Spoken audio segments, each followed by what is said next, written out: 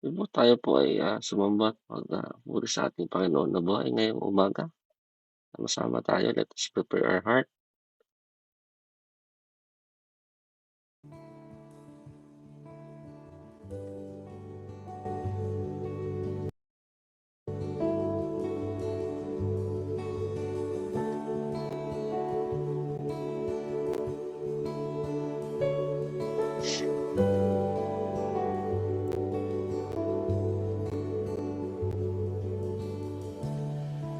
Si Yahweh ang aking pastor, di ako makukulang. Pinahihimlay niya ako sa luntiang pastulan. Inaakay niya sa tahimik na batisa. Pinanunumbalik niya aking kalakasan. Pinapatnubayan ang bawat hakbang. Di ako nag-iisa.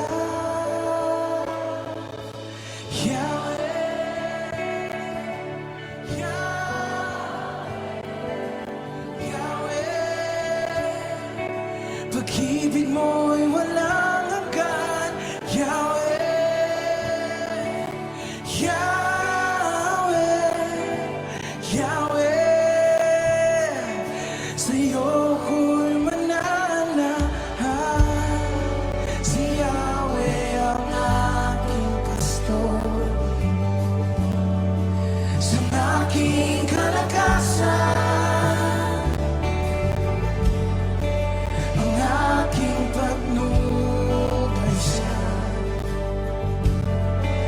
Landas ng katuwiran upang ang ngalan niya'y aking papurihan. Ang kaluwalhatian niya ang itataas. Tungkod niya't pastol na'y ang aking matibay na sanggalang.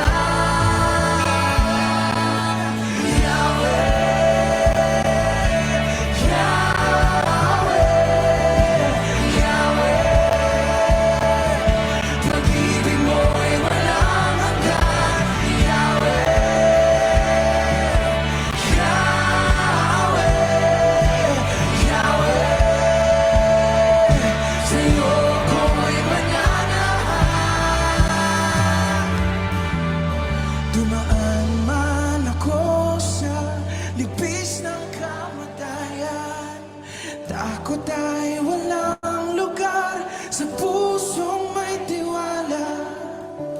Ikaw ang aking tagapagligtas, ikaw sa akin ang lahat-lahat.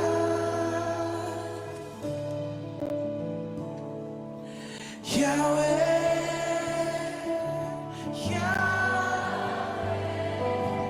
Yahweh, pag-ibig mo'y walang hanggan, Yahweh, Yahweh, Yahweh. Sa'yo ko'y mananahan, Yahweh, Yahweh, Yahweh. Pag-ibig mo'y walang hanggan, Yahweh, Yahweh.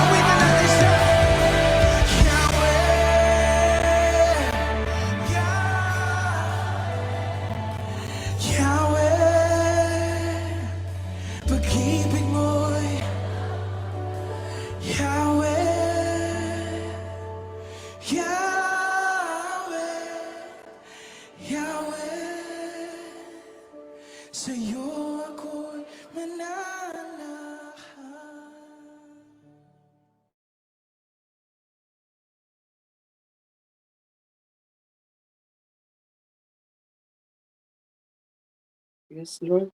Sa pag-ibig mo, Yahweh, kami mananahan,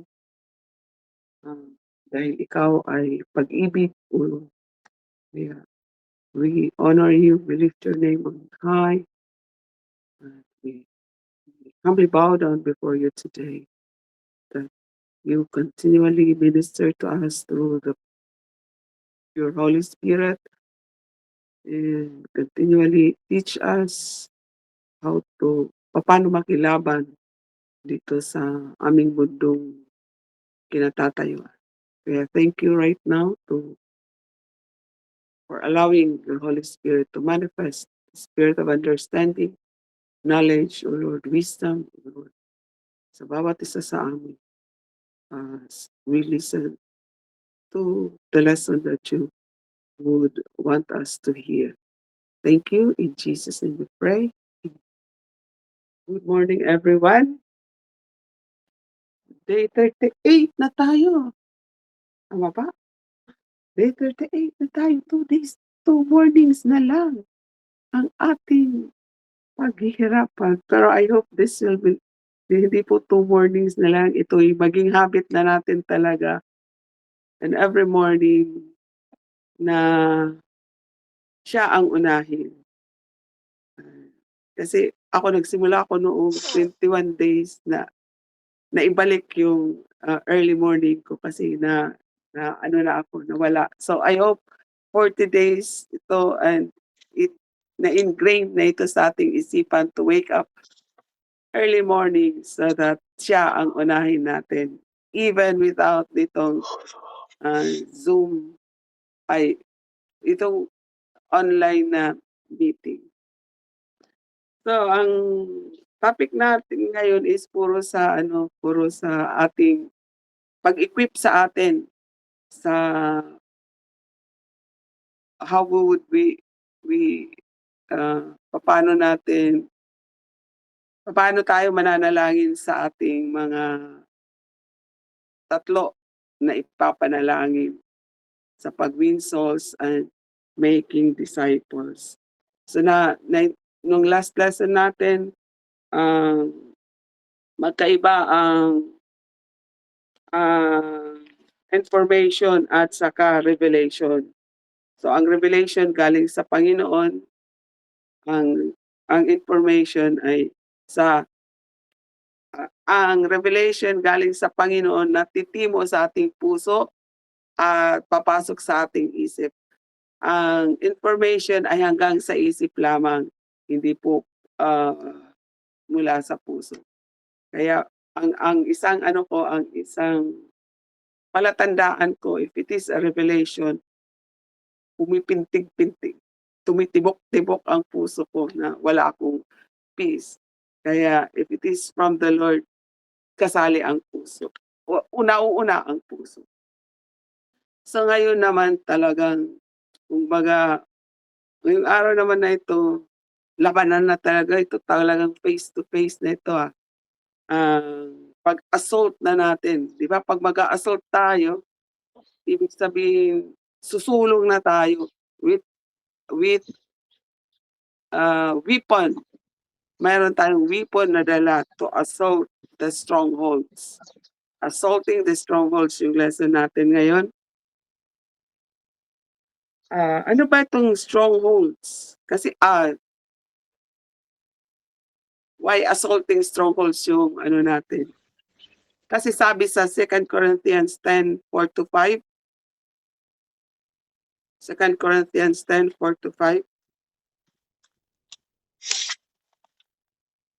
for the weapons of our warfare are not carnal, hindi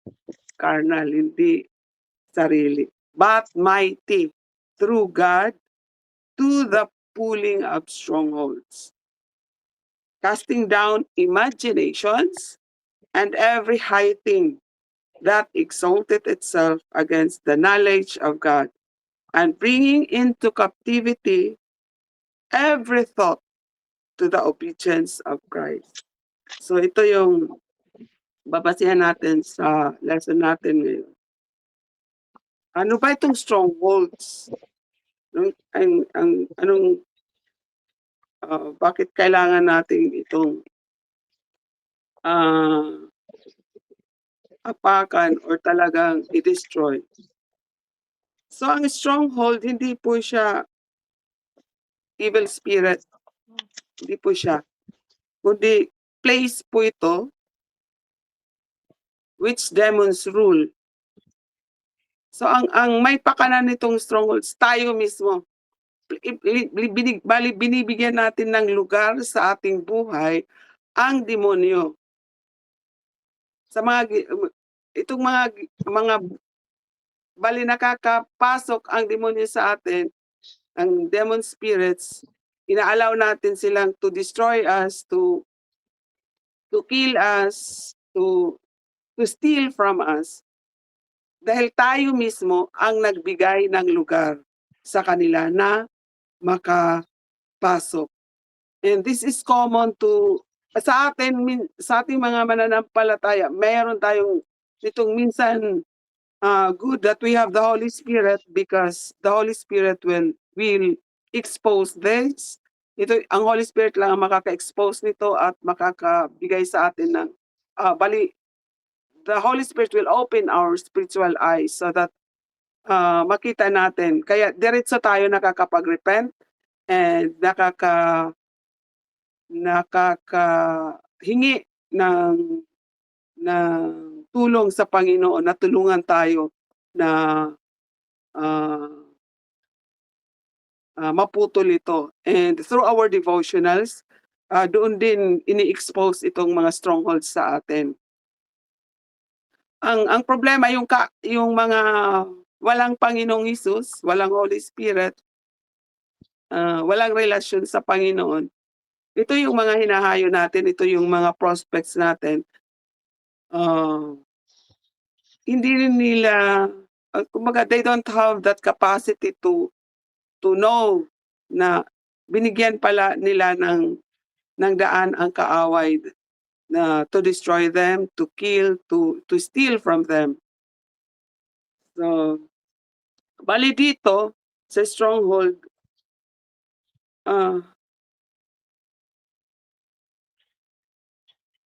this could keep yung mga tao na prison captives, slaves. So ito na yung mga addiction na naalala ko lang yung merong sa atin mga believers na mananampalataya na naging addict sa games, di ba? Yun yung isang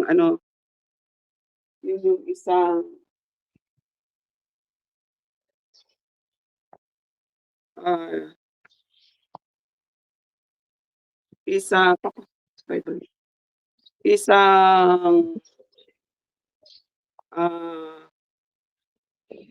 place wherein inaalaw natin sa youth for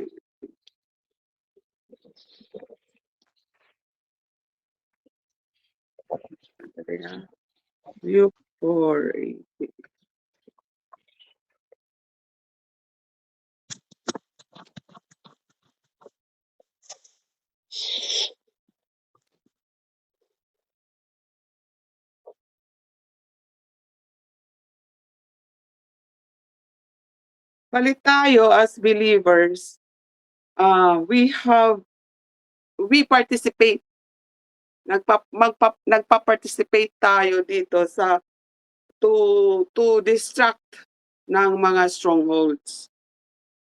Kasi sabi sa Luke 4:18, the Spirit of the Lord is on me. Ang Panginoong Hesus ito ang nagsasabi. Because He has anointed me to preach the good news to the poor. He has sent me to proclaim freedom for the prisoners and recovery of sight for the blind, to proclaim the year of the Lord's favor.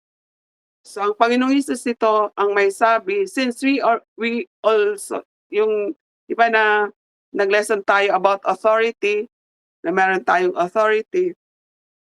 So tayo rin ay may pa-participate sa Panginoong Hesus sa pakikilaban nitong strongholds. Kasi the Spirit of the Lord is also in us. We are the temple of the Holy Spirit as we receive the Lord Jesus as our Lord and Savior. The Holy Spirit infills us.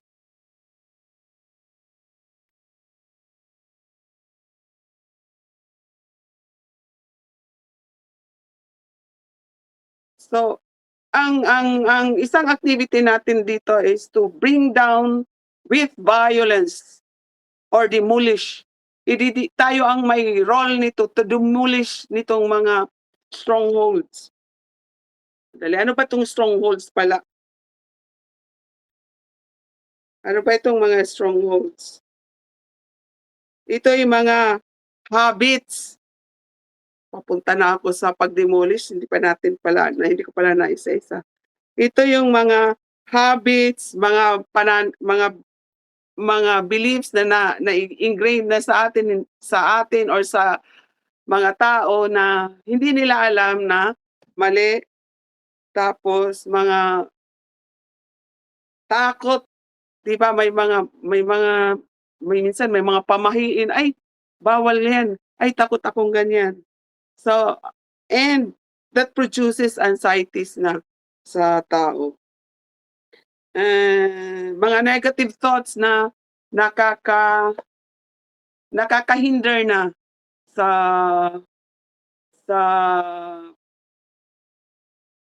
pag-serve sa Panginoon. So yun po yung strongholds. Alam ko minsan tayo na mga bagong mananampalataya, andun yung takot natin to face. But wag tayong matakot because in our yung hindi natin alam, the Holy Spirit will help us and will teach us. And He will show us how to pray and how to fight. Huwag tayong mag-alala niyan. The Holy Spirit will teach us. I remember, yung bahay kasi namin sa Pilipinas, duplex, and then sa kabila may mga Barbie dolls. And it was by the Spirit of the Lord na talagang I prayed in tongues, nag-demolish talaga ako ng mga strongholds doon sa bahay namin, yung mga Barbie dolls. It was the Spirit, not me, because I know, though I know what I am doing, but I could not control yung tongues, yung bibig ko na nag-a-utter ng words. Talagang alam ko, I know the interpretation, nakikilaban talaga sa mga and really it was natanggal po yun sa bahay namin. So, kaya wag tayong matakot. As the Spirit is within us, the Holy Spirit will teach us, and gagamit minsan siya ng tongues to pray for us. And ito pa, sabi dito, di ba kanina I mentioned, to bring down with violence or demolish something. And I remember a verse na ito yung talagang hinahawakan ko. And that's why I've been all through the years yung talagang kumbaga, bakit ako ganun kapursigido? Kasi hinawakan ko itong Matthew 11:12. Sabi dito sa Matthew 11:12, and from the days of John the Baptist until now, the kingdom of heaven suffers violence, and the violent take it by force. Kaya ganun ako forceful kahit ako gumagapang. Sabi nga ng nakakita sa akin noong nagke-chemo ako na kahit si ate kahit nagke-chemo, gano'n ako sumigaw sa pagpupuri. Because kung magpapatalo tayo, kumbaga hihina-hina tayo, lalo ka lang malulugmok. Kaya we have to kumbaga 'di ba violent, kumbaga sarado yung pintuan, forceful kang papasok. Kailangan mong you have to kick it, you have to, do something na puwersahin mong i-unlock yung, door. You have to force it kasi yung 'di ba yung may mga hinahayo tayo, ang hirap makapasok. Kaya minsan tayo lulugo-lugo tayo, "Ay wag na lang nating puntahan 'yan, nakaka nakaka mahirap makapasok, nakakapanlumo," gano'n. But no, we have to be forceful enough that, any forms of prayer, any weapon that we have been given, dapat nating gamitin so that we could forcefully, burst through that closed doors. Yun yung ano ko, yun yung, naka-mindset na po sa akin. Kaya kaya minsan sabi ng mga girls ko, "Oh, papaano wala ng mga, ah, tao, wala na kaming mahanap." Gano'n din ako noon, wala akong mahanap, but no, sabi ko, "No." Nung nagsisimula pa ako, no, I continued to pray, "Lord help me, papaano, ano ang gagawin ko?" Kaya I forcefully yun yung dapat yung ano natin, yung attitude, ah, sa para tayo mamuhay talaga na with the purpose. Bakit tayo nakakilala ng Panginoon? Bakit tayo nauna? Kasi kung lulugo-lugo ka, "Ay wag na lang, ay nakakapagod, ay nakakaano, hindi walang mangyayari sa atin." So, ano ang mga aspects ng strongholds? Mga ex mga it includes philosophies, yung mga narinig na natin mula bata pa tayo, na naririnig natin, na-influence tayo mula sa ating pamilya, sa labas, yung mga napapakinggan natin. And ito yung mga nakalinya na sa isipan natin and yung nagdi-dictate sa atin. Kaya 'di ba we would often hear yung mga matatanda na mahirap makapag-share tayo kasi sasabihin 'di ba, not I was born, blank, kaya mamamatay akong ganito. So 'di ba yun kasi papasok pa lang sinara na yung, isip nila to receive the message because yun na yung, napakinggan nila from their, from their parents, from their grandparents, yun na siguro. Kaya yun na rin ang ano nila, yun na rin ang naka-ingrain sa kanilang isipan. Kaya magse-share ka pa lang, magsisimula, hindi na talaga ka makakapasok. So, pride, pangalawa, pride. Yun yung, minsan mas magaling pa ako dito, yun. Kaya, yun yung minsan nakakapabagsak sa mga Kristiyano na.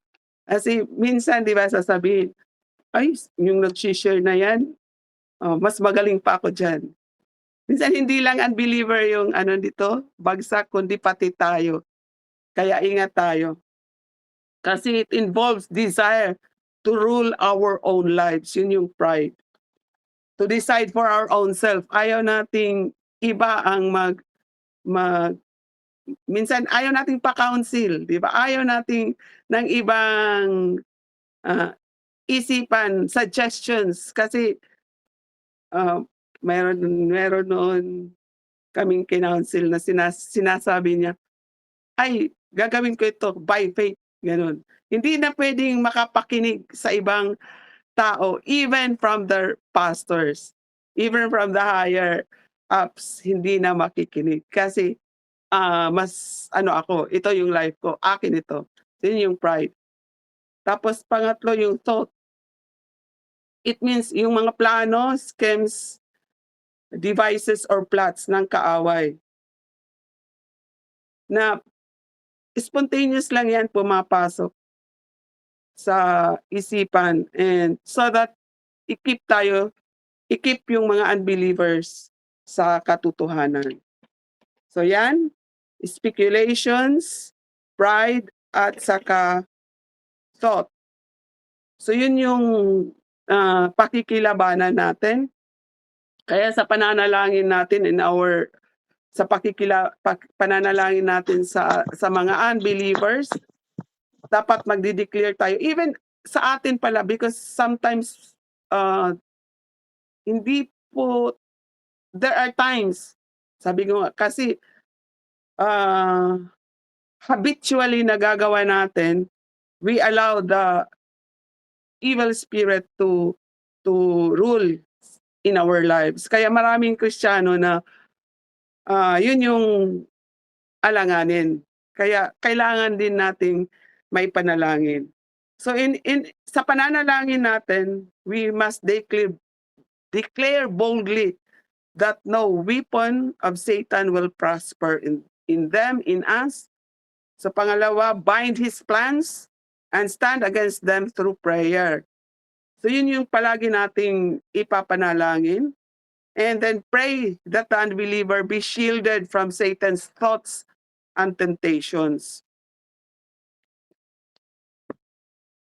So we must never stop praying. And ito, how to pull pala strongholds. I-ano ko lang, sandali. How to pull strongholds. By our holy lives.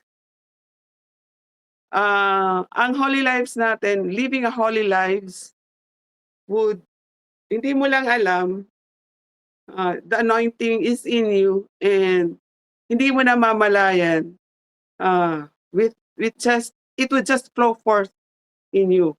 That's hindi mo yan iniisip, sa pagsunod mo, you are able to pull a stronghold from your family, from sa mga tao na hinahayo natin. Nasa Ephesians 6:14-17. Ephesians 6:14-17, iisa-isahin ko na lang. Belt of truth. Kung tayo'y naka-belt of truth, righteousness, breastplate of righteousness, pangatlo, shoes of peace. Yun yung humahayo tayo. Preparation of the gospel of peace. Yun yung humahayo tayo.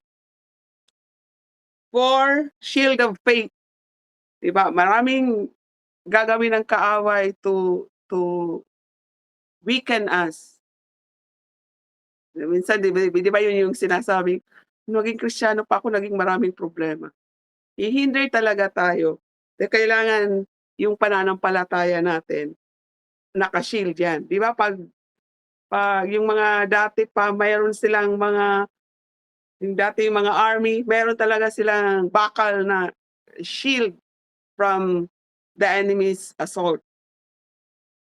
So tayo, mayroon tayong faith. Number 4 yan. 5, helmet of salvation. So sino ang helmet? Ang ano natin, ang Panginoong Hesus. He is our Lord and our Savior. Sword of the Spirit. This is the Word of God. So, yun yung ano natin, panglaban natin sa kaaway. Armor, which is itong mga itong 6 na mga bagay na minention natin, these are the character of Christ, di ba? So, ibig sabihin, the only source of our warfare is living in the character of Christ. Kaya di ba sa devotional natin, kinukuha natin yung character of Christ. Yung hindi lang mini-memorize, kinukuha natin. Halimbawa, Christ is kind, Christ is merciful, and then iprini-pray natin ito. Kaya mapapasa atin, di ba? Truth, mapapasa atin. Kindness, sasabihin natin, halimbawa, nakuha natin merciful. Lord, let your mercy be upon me, upon my family, yun, upon yung mga hinahayo natin, mentioning their names. So that is pulling down strongholds, allowing these characters of God to manifest in us. Let me be kind. Hihingin mo maging kind ka. Kung mayroon ka pang hindi ka pa kind, hindi ka pa madaling makapag-exert ng mercy or kindness to people, hihingin mo yan. Let your kindness be upon me. So yan, as you ask, diba, these are the characters of God, and yun yung will ng Panginoon na mapasa atin. Will niya yan, diba? As we ask according to His will, diba, ibibigay sa atin. So yun yung kanina sinabi ko, holiness. As we continue to live rightly with God, hindi lang namamalayan natin, we are pulling down strongholds. Kaya yung mga taong nakapaligid sa atin, even without speaking, witnessing, hindi mula sa bibig natin, nawi-witness nila tayo. Ay, ganyan siya. Kaya may mga strongholds na napupulo sa kanila through our living a holy life. Kaya we have to be violent enough to be holy, to be right. Minsan, di ba, yung forgiveness. Don't you know that forgiveness is a weapon? Forgiveness is a weapon. It's a character of God. Kaya hindi, naalala ko merong isang hinahayo, wini-witnessan, hindi niya talaga ma-forgive ang tao. Kaya what happened, hindi makapasok ang gospel. Kaya what happened, hindi talaga nabago ang buhay niya, and nakakaawa kasi it becomes worst. Kasi inalaw mo yung demonyo to have a place in your life to ruin you. Kung hindi napupul itong stronghold sa atin, kung hindi tayo nakaka-set free, inaalaw natin yung mga habits na hindi maganda, kung hindi natin pinapabago sa Panginoon, or hindi natin tayo nagpapabago, or talaga hindi natin nagiging forceful. Kasi ako, I really have meron inaayos ang Panginoon sa akin. Yung gentleness at saka yung sudden outburst of anger. Kaya sabi ko, Lord, kaya binigyan mo pa ako ng Ruel. Kasi alam ko, walang plano si Nabembem pa noon na may buntis kay Ruel. Si Rafa pa lang at saka si Riley. Nang si Ruel na naging tatlo na sila, sabi ko, Lord, ano na talaga, doctoral na talaga ito, yung inaano mo na, itong patience, itong long suffering, itong perseverance. Minamaster ko itong fruit na ito. So that this is a pulling of strongholds, kasi inaalaw ko pa minsan ang anger to reign in me, ang impatience, ang gentleness, parang wala pa to sa akin. I praise God for the Holy Spirit na as I pag nagagawa ko ito, kaagad akong nakakapag-repent. And hinihiling ko more of you, Lord, more patience, more deliverance from anger, from impatience. Yun yung ginagawa ko sa aking buhay. Kaya sa bawat isa sa atin, meron pa tayo. Yan. And that from us, hindi lang po sa mga hinahayo natin, from us, we would continually, dapat i-cut off na natin yung mga places wherein the enemy could come in. That is assaulting strongholds. If we could see the truth na ito yung salita ng Panginoon, wag na tayong mag-reason out. Cut it off kaagad. Repent. And let the righteousness of God reign in us. And then continue on with the faith with the gospel of peace, continue on. Kasi if we continue on to win souls and make disciples, di ba, nandun yung promise ng Panginoon, and I will be with you. Sino ang gapi sa atin if the Lord is with us? So yun yung and faith, salvation, word of truth. So yun lang po ang may share ko. I hope that this would help us.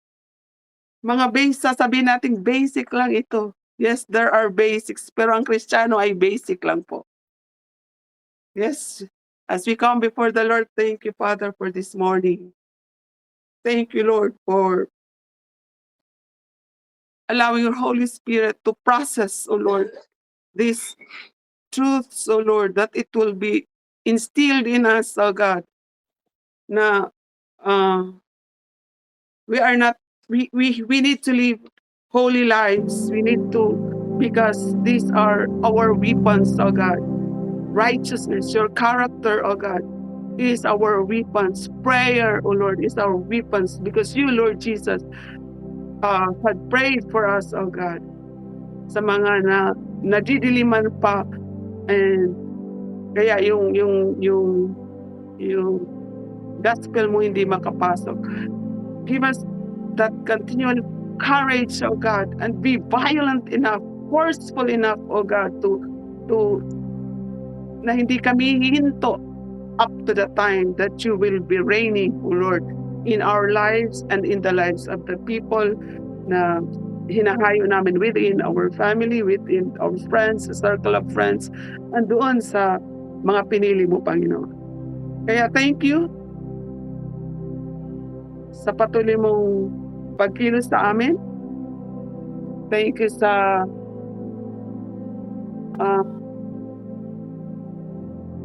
yung Holy Spirit na patuloy tutulong sa amin. In Jesus' name I pray. Yes, Lord, salamat Lord sa umagang ito. Salamat Lord sa pagdalayo, Lord. Kami ay malayang makakalapit sa iyo, Lord God. This morning, Lord God, I pray, Lord God, na tulungan mo kami na mamuhay o lakad dito sa mundo ibabaw na mayroong pag-ibig na galing sa iyo, Lord God. Nawa, Lord God, bawat isa sa amin, Lord God, ay makita lagi ang pagmamahal ng galing sa iyo, Lord God. Lord, hiningi po namin lagi, Lord God, na pagsama na yung banal na Espiritu upang kami, Lord, ay maging victorious, Lord God. Anumang mga strongholds, Lord, na aming naharapin. Lord, I pray, Lord God, na magagabi namin ito sa pamamagitan ng pagmamahal pag-ibig ng Holy Spirit, Lord God. Lord, wala kaming magagawa, Lord God, sa araw-araw kung hindi mo kami sasamahan. Kaya, Lord God, patuloy kami, Lord God, humingi ng tulong at gabay, Lord God, sa anumang sitwasyon, Lord God, sa araw-araw namin gagawin. Kaya, Lord God, sa iyo lang namin ang pinagkakatiwala ang lahat. In Jesus' name I pray. Amen. Amen. Dakilang Diyos, aming amang nasa langit, maraming salamat po sa katuruan na ang pananampalataya na walang gawa ay walang katuturan at kabuluhan. Tulad po sa sinabi mo sa Hebrew 11:6, and without faith, it is impossible to please God.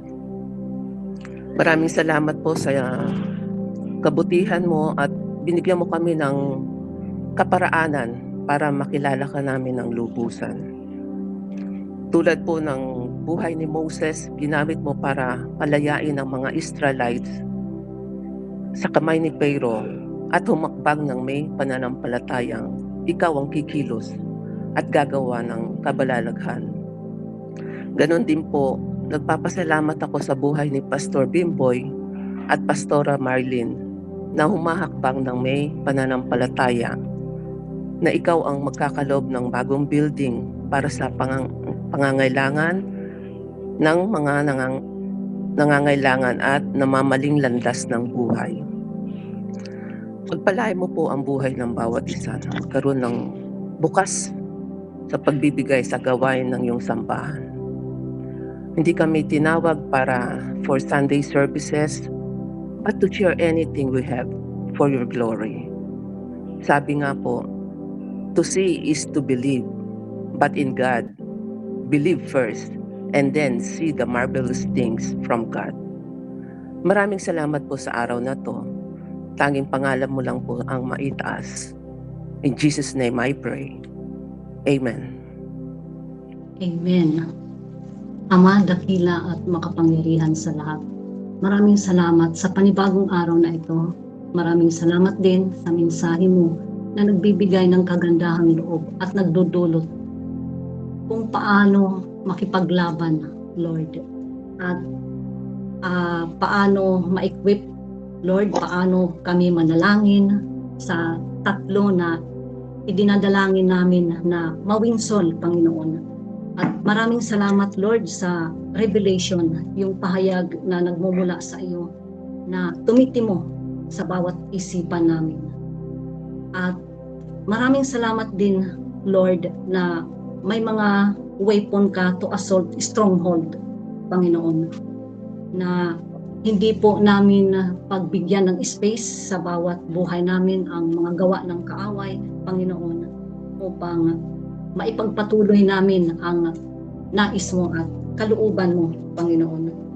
Maraming salamat, Lord, sa umagang ito na inihayag mo na ma-breakdown yung stronghold na yan, Panginoon. At yung stronghold na yan na mga belief, takot, na nagpo-produce ng anxiety, negative thoughts, Lord, na sa pag-serve namin sa iyo, minsan hindi naaayon sa kalooban mo dahil sa mga belief na yan, Panginoon. Kaya ako'y nagpapasalamat sa umagang ito, Panginoon, na may mga itinuturo ka sa bilang mga believers, Panginoon, sa amin, na ngayon kami ay humaharap upang mag-akay ng mga kaluluwa na hindi pa lumalapit sa iyo, Lord. Maraming salamat sa salita mo na kailangan i-declare namin, Lord, na kami ay maging boldness, Panginoon, na andoon yung pakikipaglaban namin kung ano ang mga kaaway, ay ano ang mga plano ng mga kaaway, Panginoon, na ma-rebuke kung ano man ang mga ipinapasok niya sa isipan namin ng mga, lalo na po, Lord, sa mga temptation, Panginoon. At ma-pull out yung stronghold na yan, Lord, to living holy life. Maraming salamat, Lord, dahil sa mga armor mo na weapon, Panginoon, na ibibigkis namin ang katotohanan sa aming bewang, Panginoon, na nagpapatunay na ang iyong salita, Lord, buhay, mabisa at makapangyarihan sa lahat. Na ito ang aming panghahawakan lagi, Lord, yung breastplate ng righteousness, Panginoon, at yung sapatos na kami ay maging handa, Lord, sa pagbahagi ng salita mo. At yung panangga ng pananampalataya na siyang papatay na nagliliyab ng palasa ng Diablo, Panginoon. Maraming salamat sa helmet ng kaligtasan na walang iba kundi ang iyong banal na salita, Panginoon, at sa mga panalangin, Lord. Maraming salamat At Father God, ako'y nagpapasalamat sa kagandahang loob mo na regalo ang kaligtasan sa pamagitan ng pananampalataya sa Panginoong Hesukristo. Hindi sa mabubuting gawa ko, bagkus sa biyaya mula sa iyo. Purihin ka, O Diyos. Nahayag ang pag-ibig mo sa buhay ko dahil nais mo ay magkaroon ako ng buhay na walang hanggan na ino-offer mo sa lahat ng sangkatauhan at patuloy na inaalok mo ang lahat na maniwala at sumampalataya sa iyo, Lord Jesus. Maraming salamat sa katiyakan na kaligtasan na sa iyo lamang po mararanasan. Ask sa iyo, Lord, na bigyan mo pa ng higit pa na mga grasya, siksik, liglig at umaapaw mula sa iyo, Lord. At patuloy akong lumago sa kagandahang loob at pagkakilala sa iyo. Purihin ka, Ama, luwalhatiin magpakailanman. In Jesus' name I pray. Amen. Amen, amen, Amen. amen. Dakilang Ama, maraming salamat sa panibagong buhay.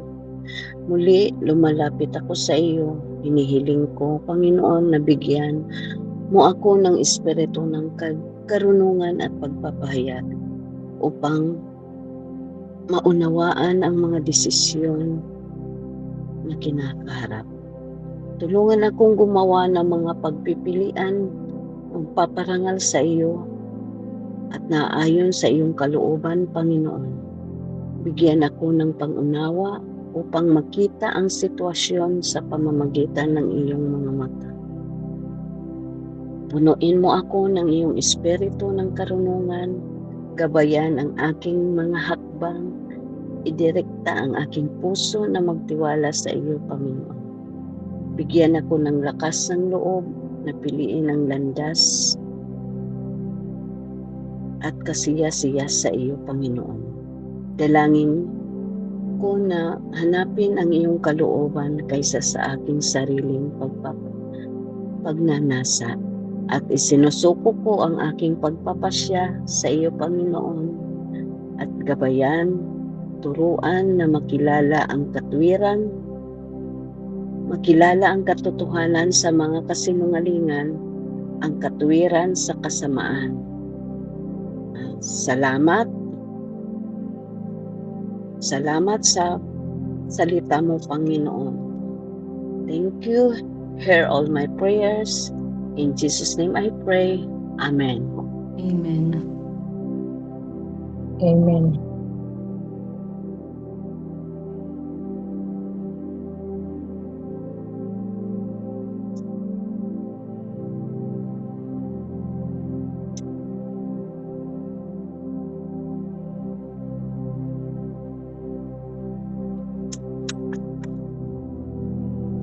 Heavenly Father, we come before you today seeking your guidance and strength. Lord, we desire to deepen our commitment to your work in our churches, O God. Please help us to understand your will for our life and how we can best serve your kingdom, Lord. Father, grant us wisdom to discern the gift, the talent, and to use them effectively in your service, O Lord. Grant us strength to overcome any challenges or distractions na makakahadlang, Panginoon, sa aming ministry, O God. Ignite us, O Lord, and renew our passion for serving you and for reaching out to others the good news of your love, O Father. Lead us to those who need your help and guidance, and empower us to be the beacon of hope and source of comfort. Help us to be faithful and consistent servant of Christ, reflecting your love and grace to all would encounter, O Lord. Thank you, Father, that for giving us this pagkakataon, Lord, to serve you and to have a wonderful fellowship as we experience in your presence, O God.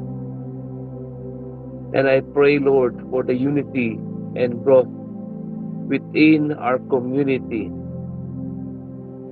and for the power of the Holy Spirit to be at work among us, O Father. Thank you, Lord. Thank you.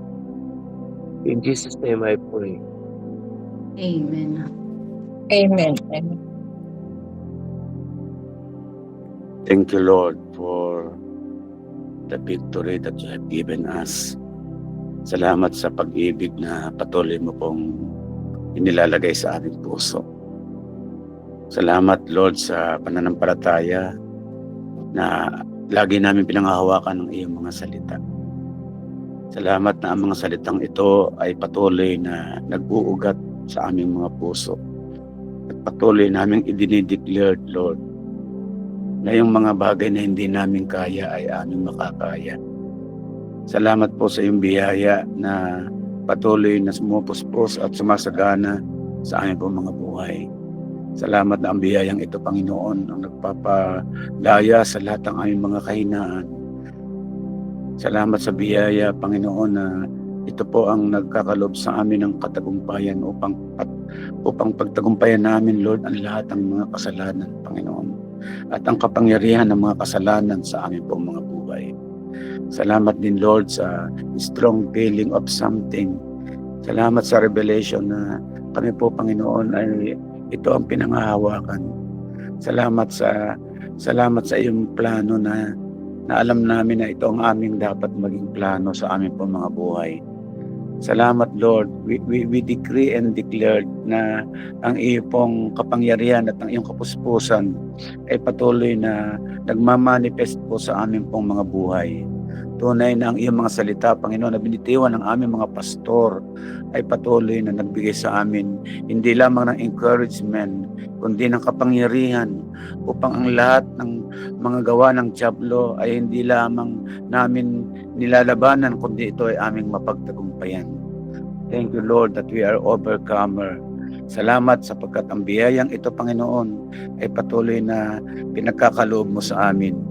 Lord, we declared na sa buhay na ito, Panginoon, anuman pong mga plano mo sa aming iglesia, Panginoon, sa buhay ng bawat isa sa amin, Lord, alam namin, Panginoon, na hindi na po kayo may kayang pigilan ng kaaway. Lord, ito po ay amin pong idinideclare na anumang mga adlang na ginagawa ng dyablo, hindi naman po pinapayagan sa amin po mga buhay in the name of Jesus. Thank you, Father. Thank you for the Holy Spirit. Thank you for the revelation coming from you, Lord. Thank you. Salamat po na binusog mo kami ng katotohanan. Binusog mo kami, Panginoon, ng iyong mga kapahayagan. Salamat ng kapahayagan ito, Panginoon, ay nilalagay mo sa aming mga puso at ito ay aming naunawaan. Thank you, Jesus. Alam namin, Panginoon, ang tagumpay ay patuloy mo nang ipinagkaloob sa amin. Thank you, Lord, for the victory. We declared victory over the works of the devil in the name of Jesus. Lord, we declared victory over the plans of the devil in the name of Jesus. Salamat po, Lord. Kino-cover mo po kami ng iyong Espiritu Santo. Selyuhan niyo po kami ng banal na Espiritu Santo.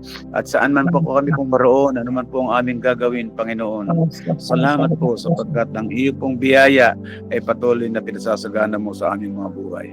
Thank you, Jesus. Thank you, Holy Spirit. Thank you, Father. Lord, we will back our praises and glory. Thank you, Father. Salamat po sa pangalan ni Jesus. Amen. Amen. Amen.